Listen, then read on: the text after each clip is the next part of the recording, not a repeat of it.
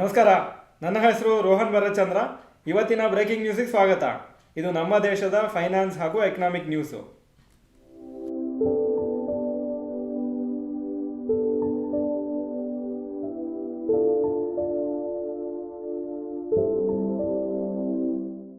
News number 1, Mahindra gears up to challenge Tata's EV.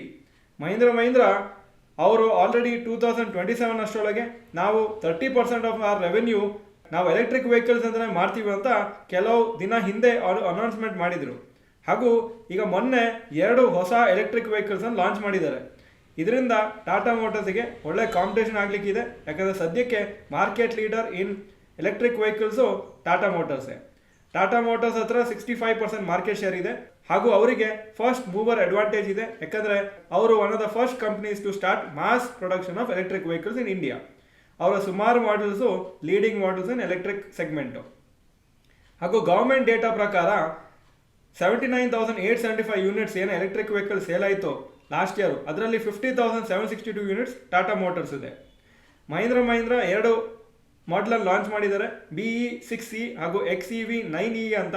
ಅದೆರಡು 18 lakhs to 22 lakhs ವರೆಗೆ ಅವರ price ಇದೆ. ಸೊ ಇದರಿಂದ ಟಾಟಾ ಮೋಟರ್ಸ್ಗೆ ಒಳ್ಳೆ ಕಾಂಪಿಟೇಷನ್ ಕೊಡ್ಬೋದು ಅಂತ ಎಕ್ಸ್ಪೆಕ್ಟೇಷನ್ ಇದೆ. News number 2, India's forex reserves drop by ₹4 lakh crores.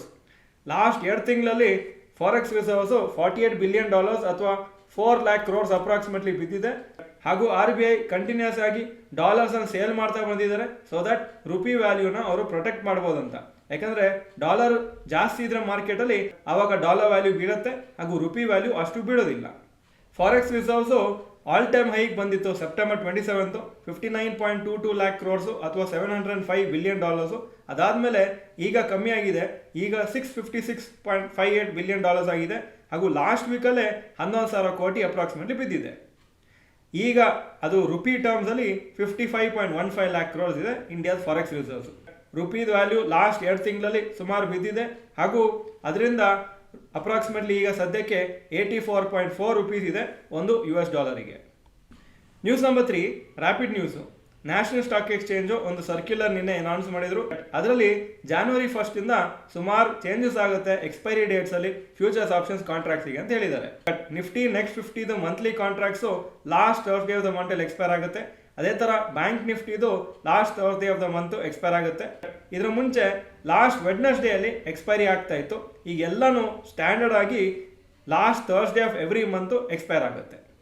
ಇದು ಇವತ್ತಿನ ಬ್ರೇಕಿಂಗ್ ನ್ಯೂಸು. ವಿಡಿಯೋ ಚೆನ್ನಾಗಿದ್ರೆ ಲೈಕ್ ಬಟನ್ ಪ್ರೆಸ್ ಮಾಡಿ, ಹಾಗೂ ವಿಡಿಯೋ ಎಲ್ಲ ಫ್ರೆಂಡ್ಸ್ಗೂ ಕಳಿಸ್ಕೊಡಿ. ಈ ವಿಡಿಯೋ ನೋಡಿದ್ದಕ್ಕೆ ಧನ್ಯವಾದಗಳು. ನಮಸ್ಕಾರ.